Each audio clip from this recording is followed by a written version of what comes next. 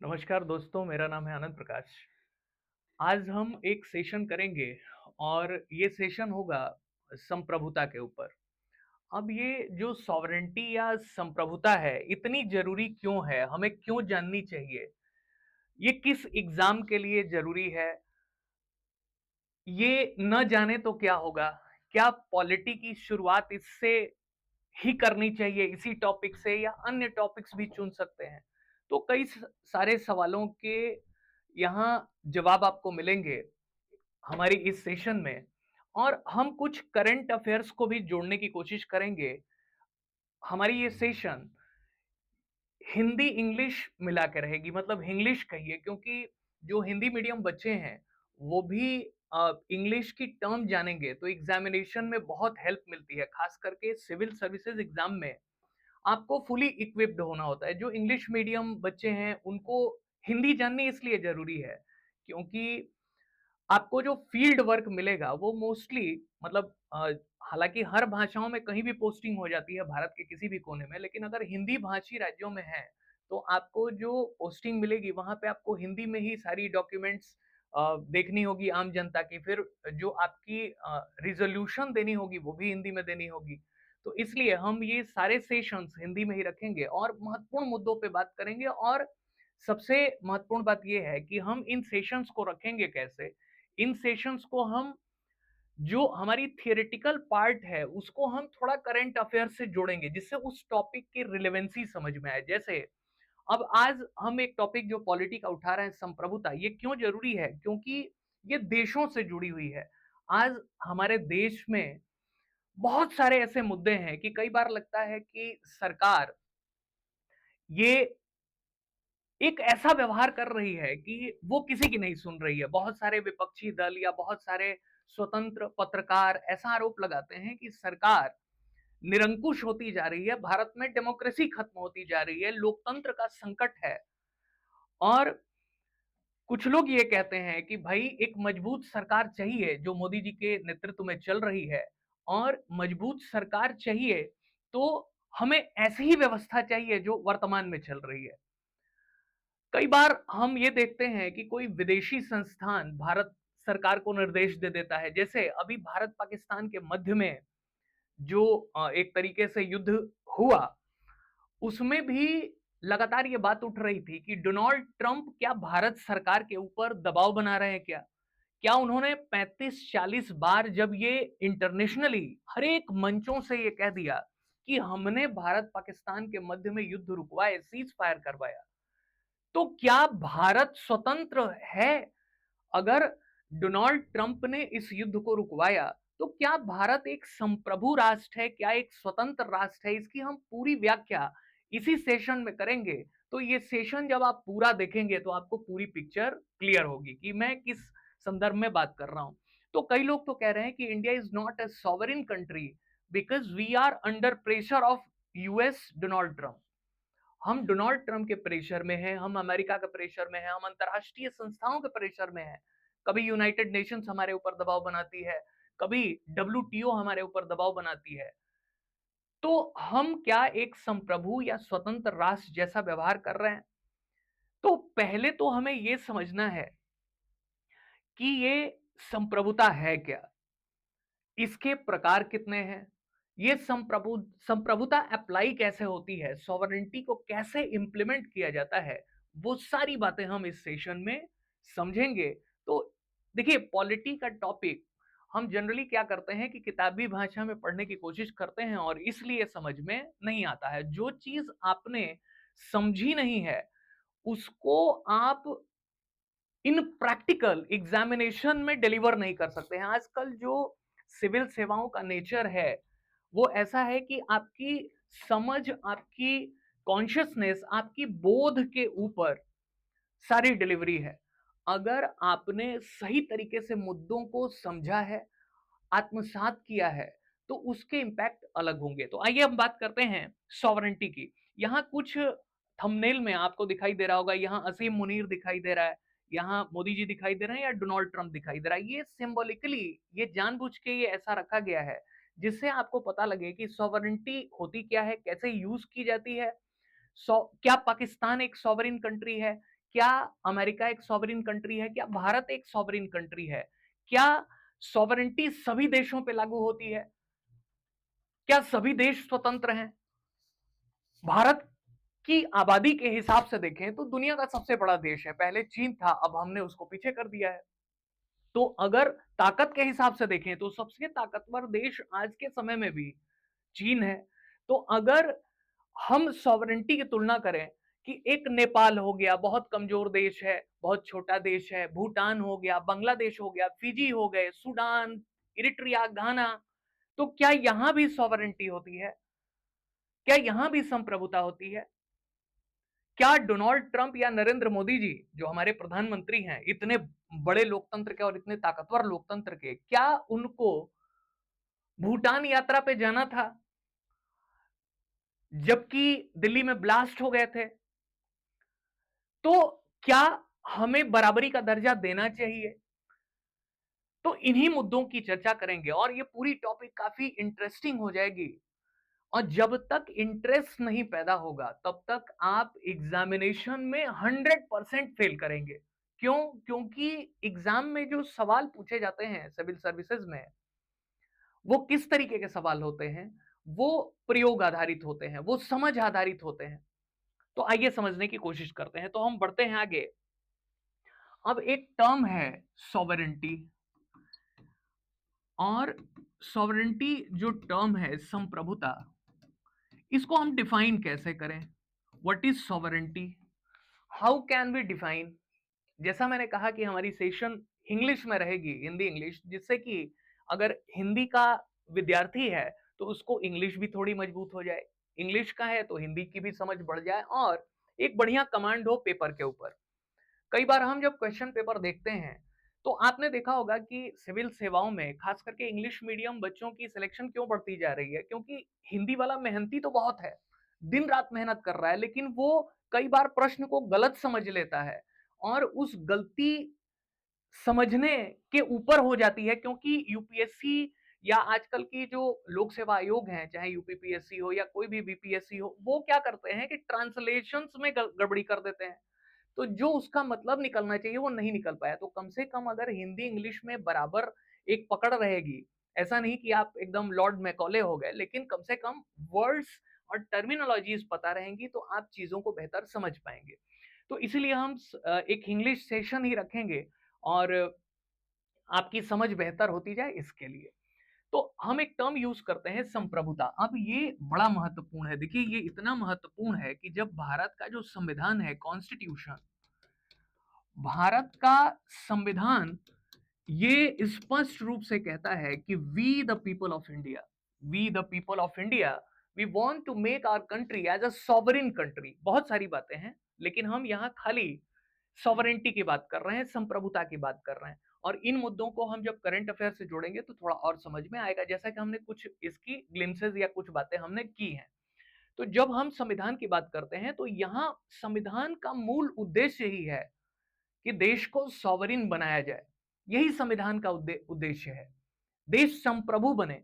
अब इसका मतलब क्या है कि इसको अगर हम और बेहतर तरीके से समझना चाहें तो इसको अगले पेज पे देखते हैं कि सॉवरेनिटी एक सुप्रीम अथॉरिटी है। ये है क्या? एक सुप्रीम अथॉरिटी है। सुप्रीम अथॉरिटी सर्वोच्च शक्ति है। इसको ध्यान से देखिए, ये है क्या? It's a supreme authority.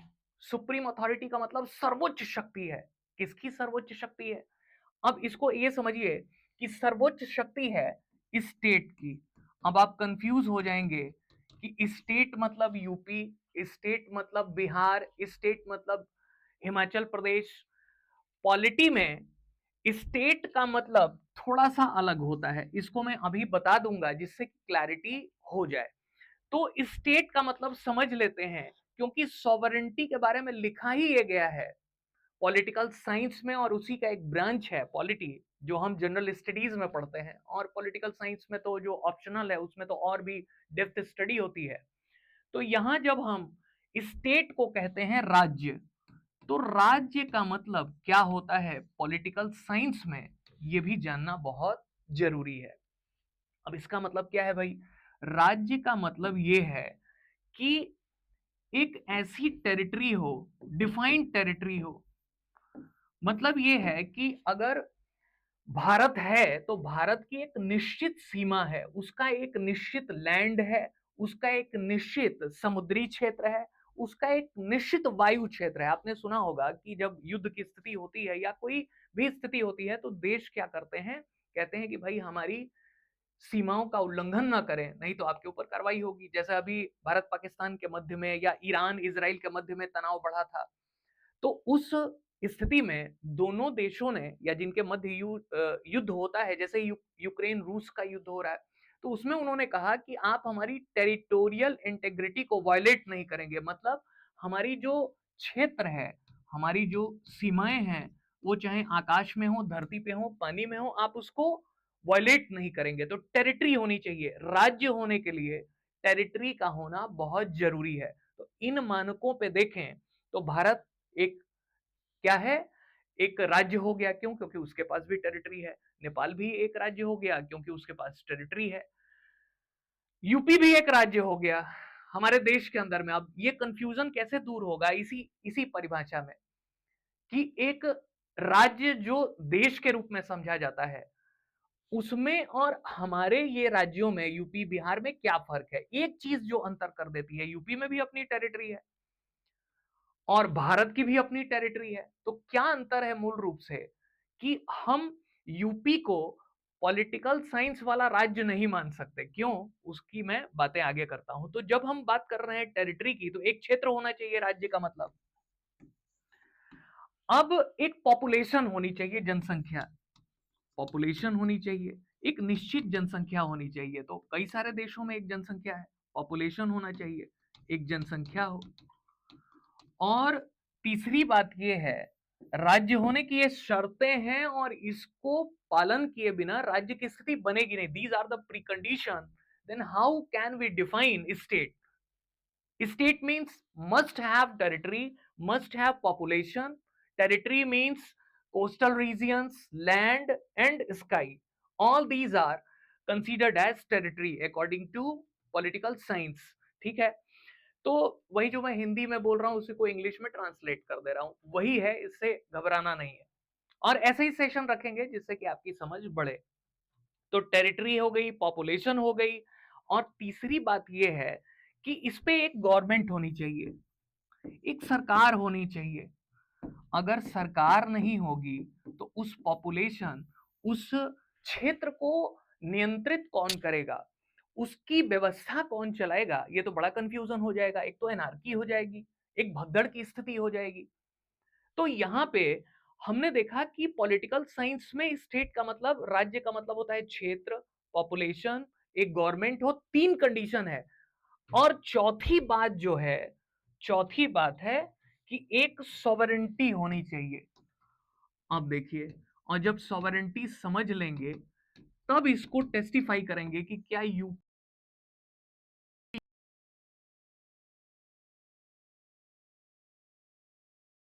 है, उनके यहां भी सरकार है, उनके यहां भी टेरिटरी है, सब कुछ तो है।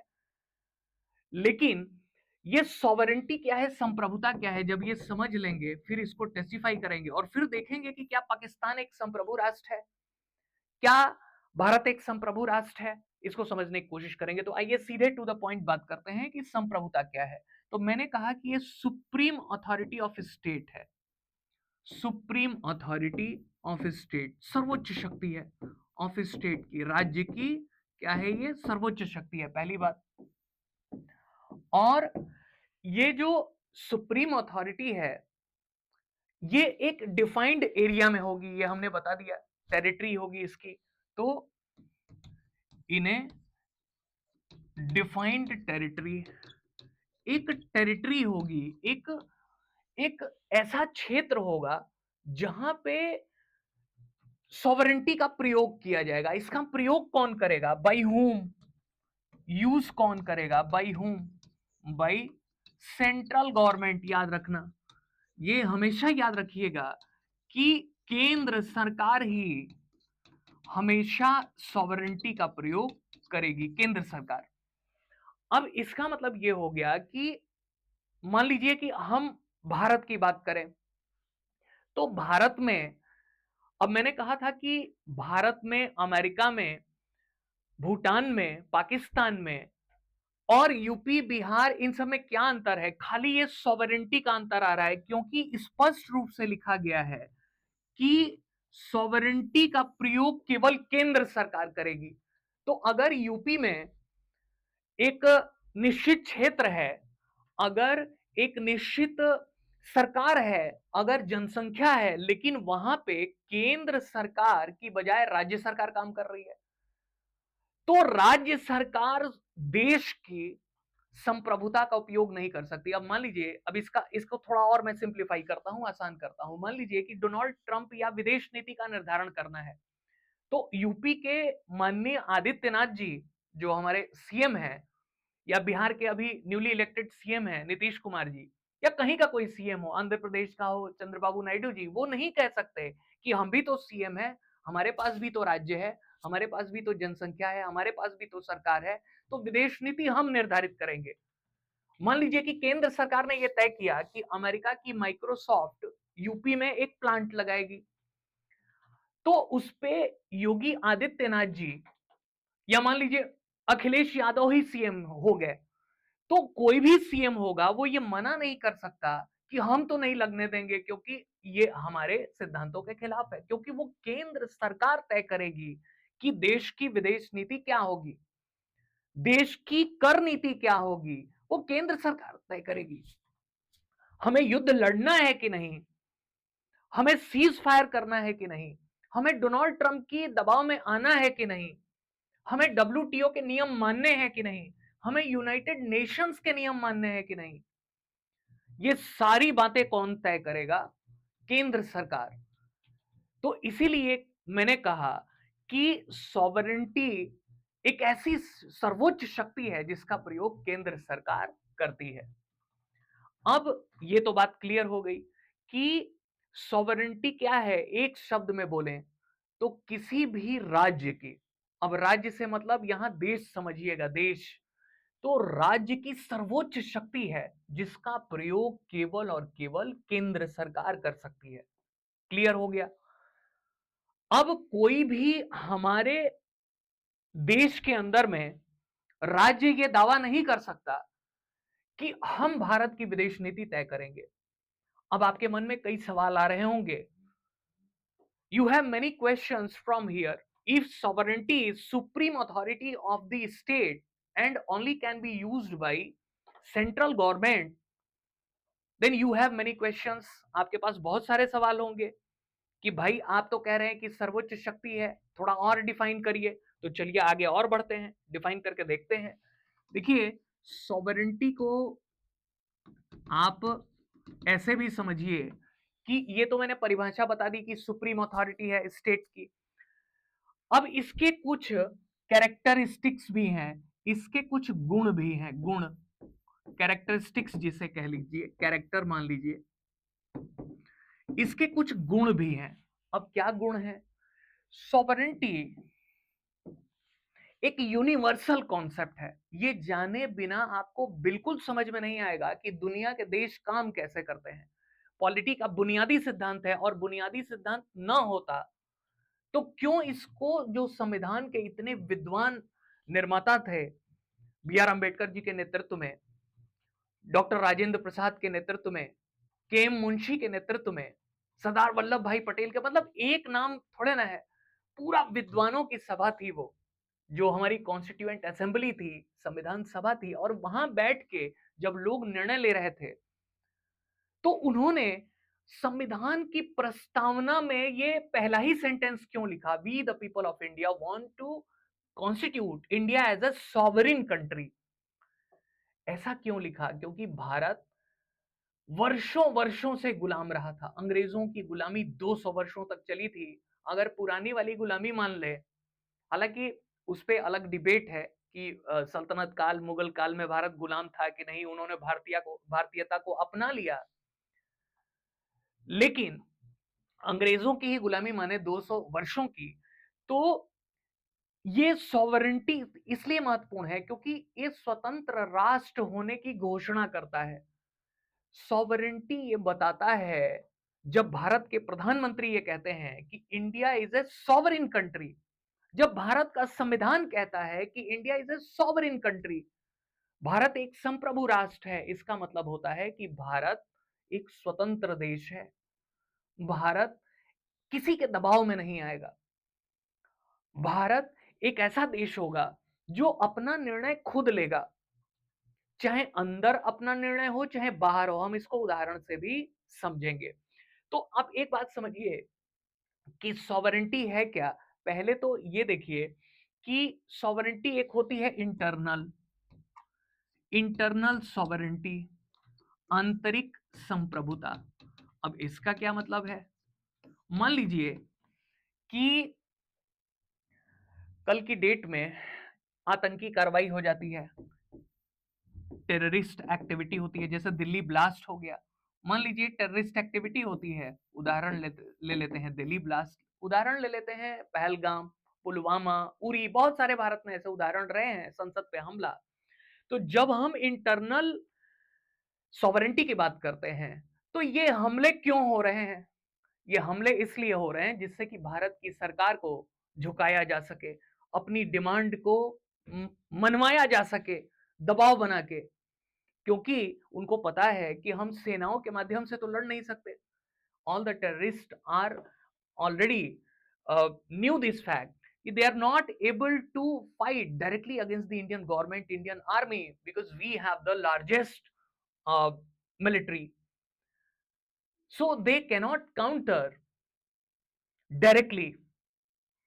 तो इसलिए वो क्या कर रहे हैं, they are enforcing proxy war, एक छुप छुप के लड़ाई लड़ रहे हैं। तो अगर हमारे ऊपर कोई दबाव बना रहा है इस तरीके का तो हम झुकेंगे नहीं। सरकार क्यों कहती है कि हमने कार्रवाई की है? सरकार ने आखिर क्यों, पहलगाम का हमला हुआ और 26 निर्दोष नागरिकों को मार दिया गया नृशंस तरीके से धर्म पूछ के, तो सरकार ने ये क्यों कहा कि हम पाकिस्तान के ऊपर अटैक करेंगे, इसका बदला लेंगे, उनके आतंकी संगठनों और उनके आतंकी अड्डों को तबाह करेंगे, उनके जो आर्मी के हेडक्वार्टर्स हैं वो तबाह करेंगे? क्यों कहा सरकार ने? क्यों कहा सरकार ने, क्यों कहा मोदी जी ने कि अगर अगली कोई आतंकी कार्रवाई हुई तो हम इसे युद्ध मानेंगे, we will consider any terrorist activities in the future as a provocation to war? ऐसा क्यों कहा उन्होंने? तो कारण साफ है, क्योंकि हम किसी भी आंतरिक दबाव में झुकेंगे नहीं। हम मान लीजिए कल की डेट में स्टूडेंट यूनियन झुंड बना के सरकार के ऊपर दबाव बनाने लगे, मजदूर यूनियन दबाव बनाने लगी, तो ऐसा नहीं है कि सरकारें झुकती नहीं है, लेकिन आप उनको बल का प्रयोग करके सरकार को नहीं झुका सकते, यही तो सरकार की स्वतंत्रता है। अब इसको तानाशाही नहीं कहते हैं, ये अगर सरकार इतनी मजबूत नहीं होगी, क्यों ये टर्म लिखा गया था संविधान के अंदर में? All the founding fathers of the constitution were highly intelligent people and they knew what is the need of sovereignty. वो जानते थे, संविधान के निर्माता, कि सॉवरेंटी क्यों चाहिए। वो इसलिए चाहिए क्योंकि देश मजबूत बने। जब जब हम डिवाइडेड रहे हैं, पूरा भारत का इतिहास इससे भरा पड़ा है कि जब जब हम डिवाइडेड हुए हैं तब तब बाहरी शक्तियों ने भारत के ऊपर गुलामी की जंजीरें थोप दी हैं।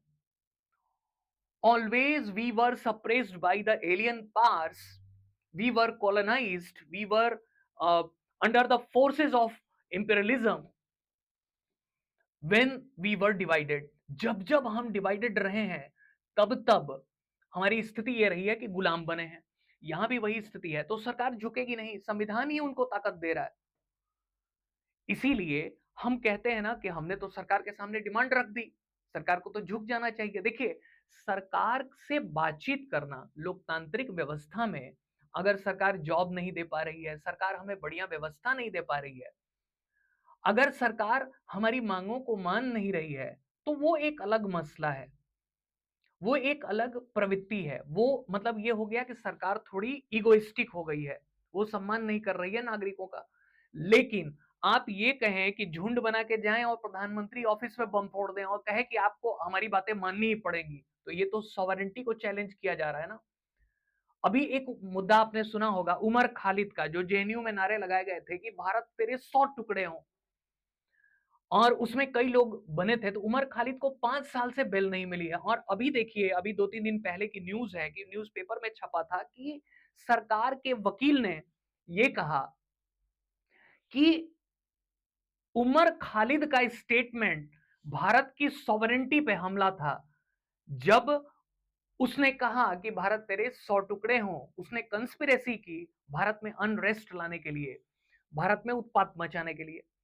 तो सरकार को आप अपनी मांगे रख सकते हैं, पीसफुल तरीके से रख सकते हैं, बुद्धिमत्तापूर्ण तरीके से रख सकते हैं, आप बकायदे उसकी कार्य योजना तैयार कर सकते हैं, प्रदर्शन भी कर सकते हैं, लेकिन संविधान में लिखा है कि आपको, यही तो फंडामेंटल राइट है, अनुच्छेद 19 में, आर्टिकल 19 में, what are the fundamental right? You can gather anywhere, you can create any association, even you can protest, but peacefully, not violently. You cannot use machine guns, you cannot use missiles, tanks.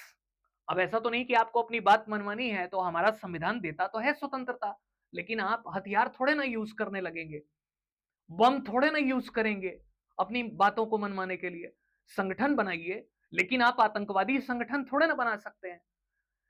तो यहां पे स्पष्ट है कि लिखा गया है कि सरकार आंतरिक रूप से स्वतंत्र है। और एक और बात, जैसे किसान आंदोलन हुआ था, किसान आंदोलन में लंबे समय तक सरकार ने कहा कि हम आपकी बात को नहीं मानेंगे, लेकिन जब सरकार को यह रियलाइज हुआ, तो जिस सरकार के ऊपर इतने आरोप लगते हैं कि सरकार लोकतांत्रिक नहीं है, खुद मोदी जी आते हैं फ्रंट पे और बोलते हैं कि देश से मैं माफी मांगता हूं, किसानों से मैं माफी मांगता हूं, इसलिए क्योंकि हमने आपकी भावनाएं नहीं समझी, हमारे प्रयासों में कोई कमी रह गई होगी। अब बताइए, जिस व्यक्ति को आप कहते हैं कि डेमोक्रेसी का अंत कर रहे हैं प्रधानमंत्री जी, और वो आके माफी मांगते हैं, इसका मतलब ये है कि जब मांग जेन्युइन होगी तो सरकार जरूर इस बात का ध्यान रखेगी। तो ये बात क्लियर हो गई। अब यहां पे आंतरिक सॉवरेनिटी की बात क्लियर हो गई कि सॉवरेनिटी होती क्या है। अंदर से कोई दबाव नहीं बनाएगा, कोई भी अंदर से दबाव नहीं बना सकता है, लेकिन सरकार आपकी मांग सुनेगी। एक्सटर्नल सॉवरेनिटी क्या होती है?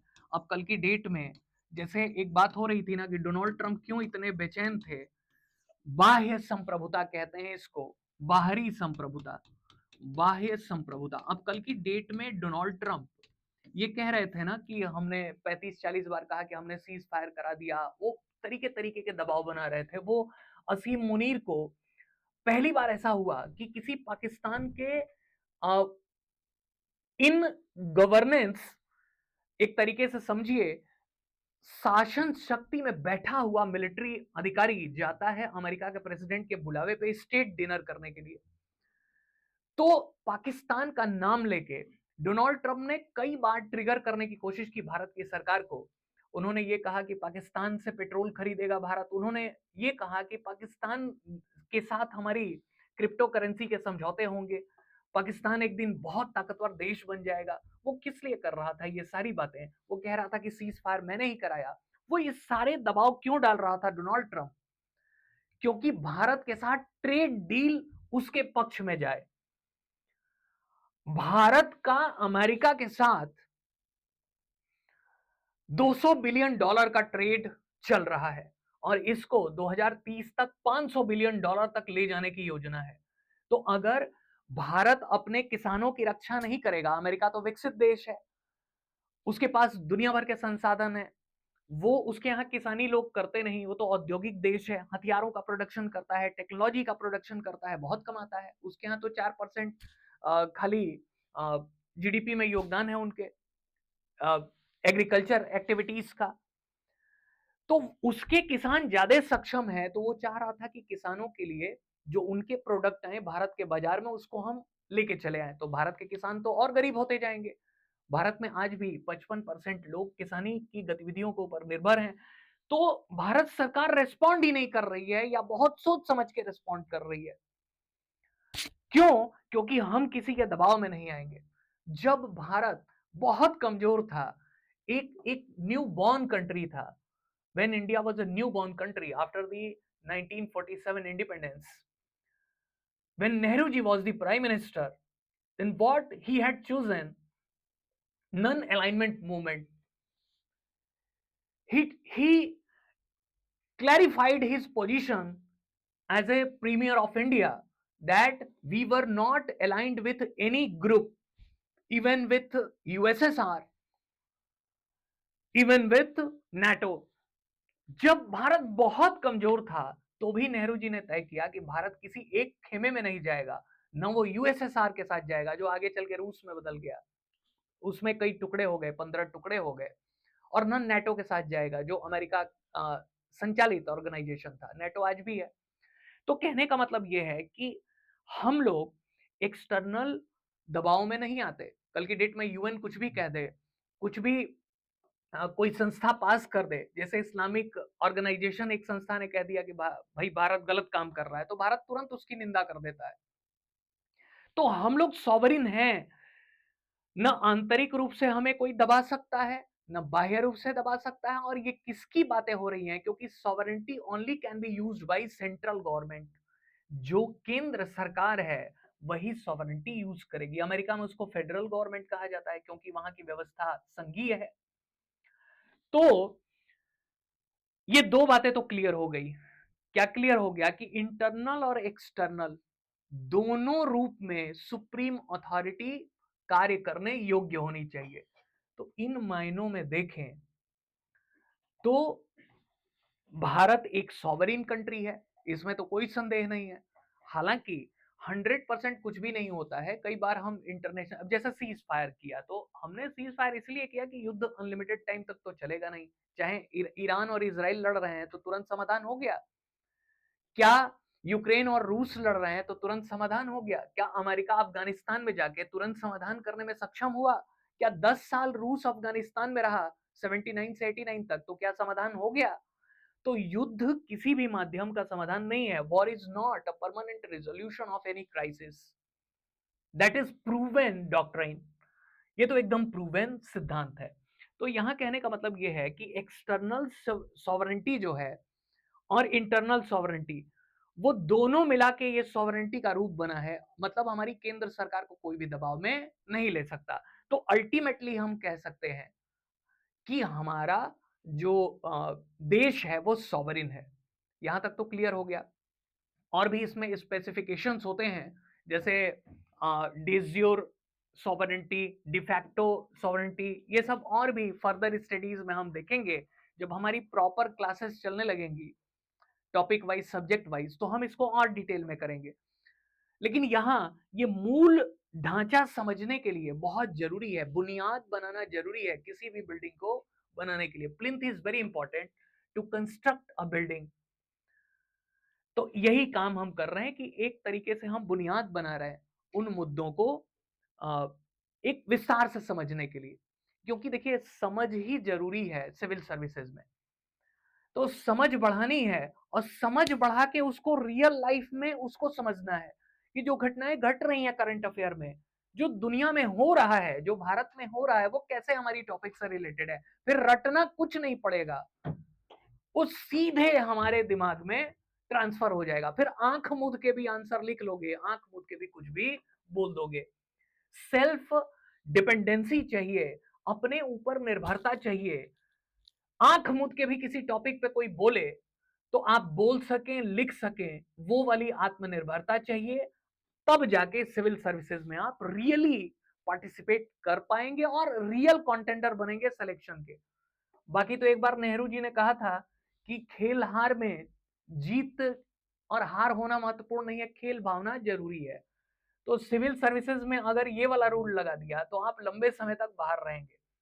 यहाँ खेलना पड़ेगा जीतने के लिए, और जीतने की बुनियाद बनानी पड़ेगी एग्जाम की नीड के हिसाब से। और नीड कैसे बनेगी?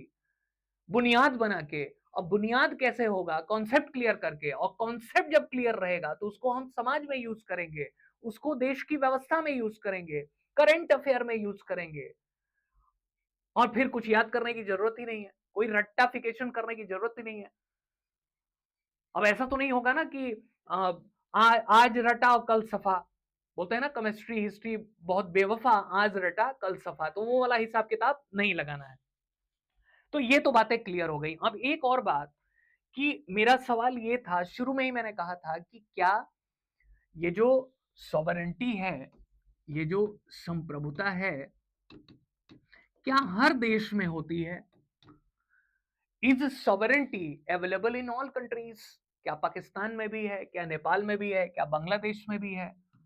अब हम चलते हैं पाकिस्तान में, बांग्लादेश में, एक और ये वाले देशों में चलते हैं, और एक और बांग्लादेश हो गया, म्यांमार हो गया, कुछ ऐसे देश हैं, और कुछ ऐसे देश हैं, इंडिया, यूएसए, जर्मनी, जो बड़ी कंट्रीज हैं, रशिया, कुछ इस तरीके की कंट्रीज हो गई।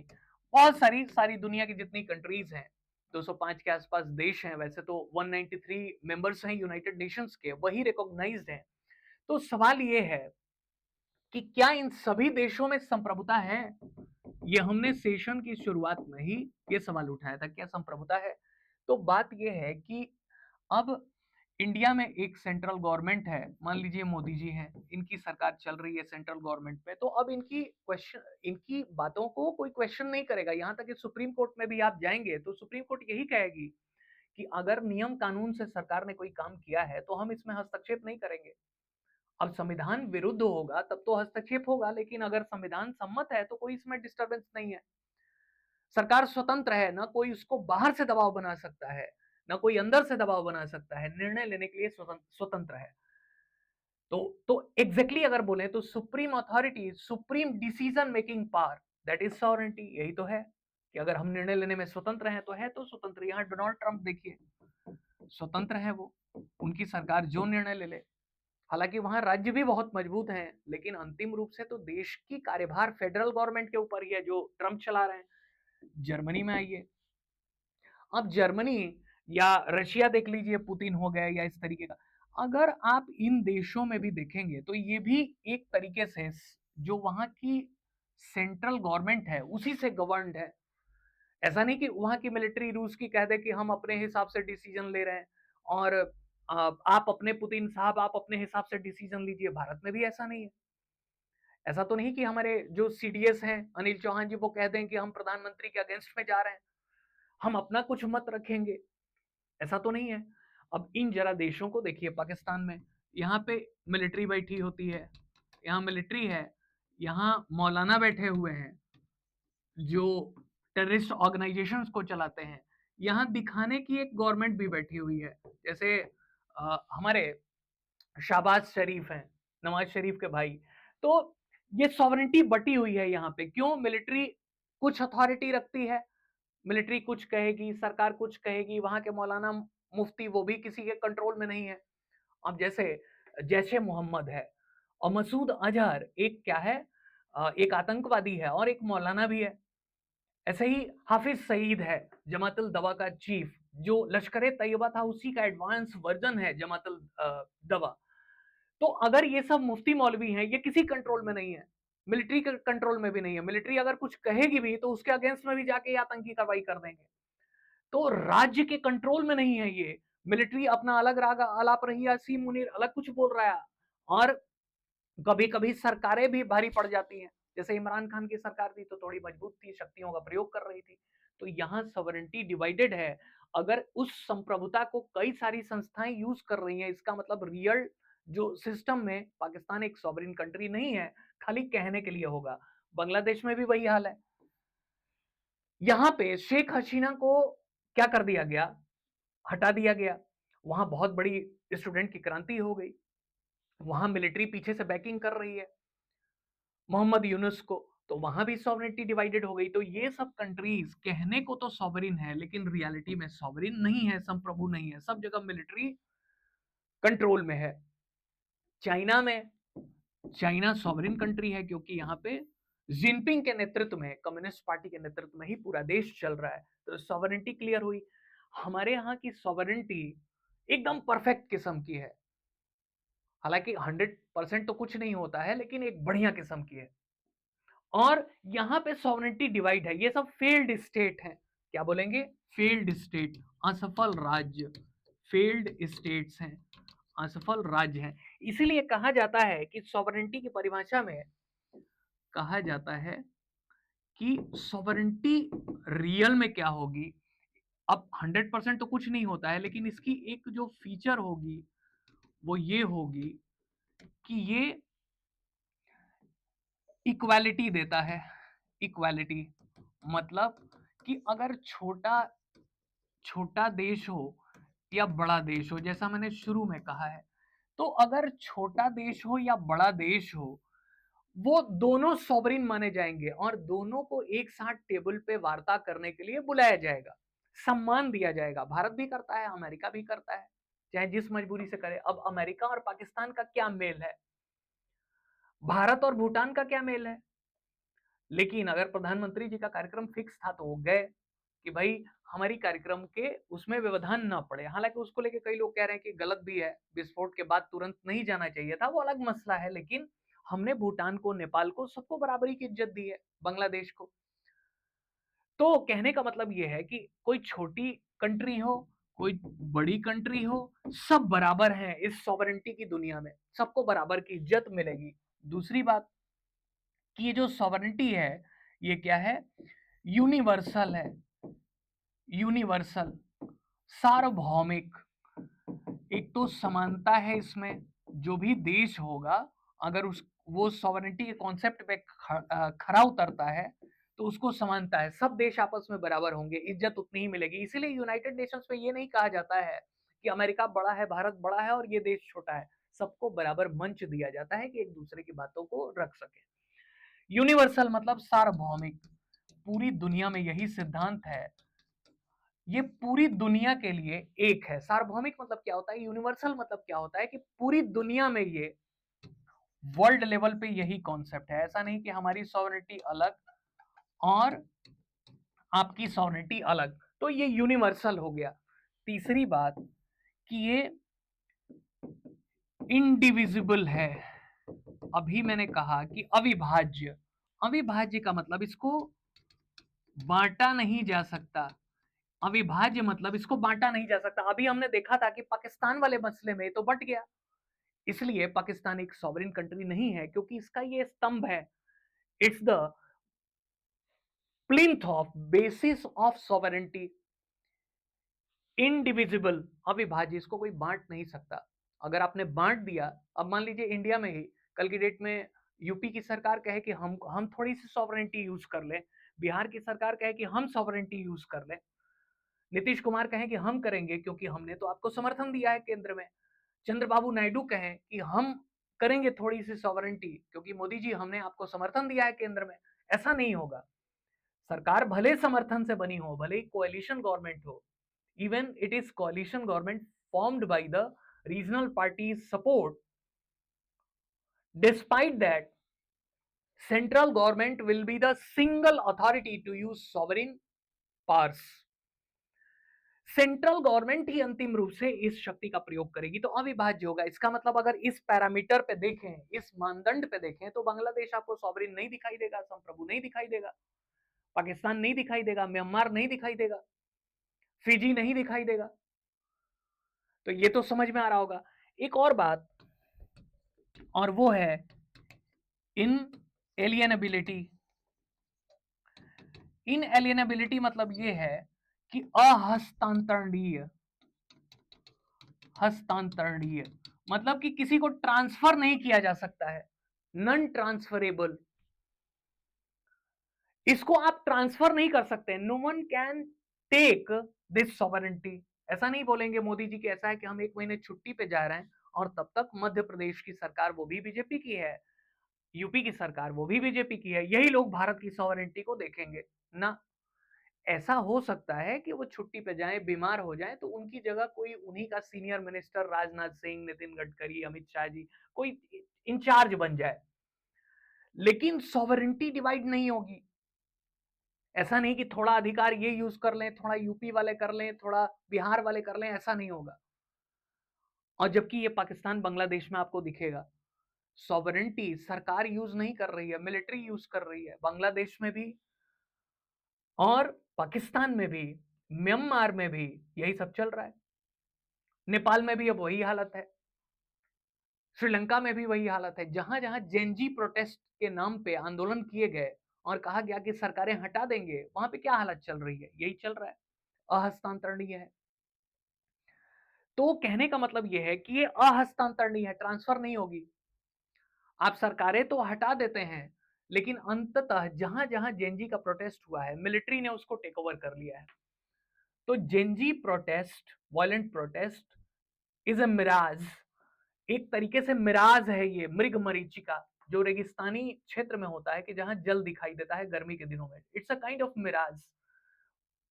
when you are protesting against the established democratic government and you want to destabilize it, then what will happen?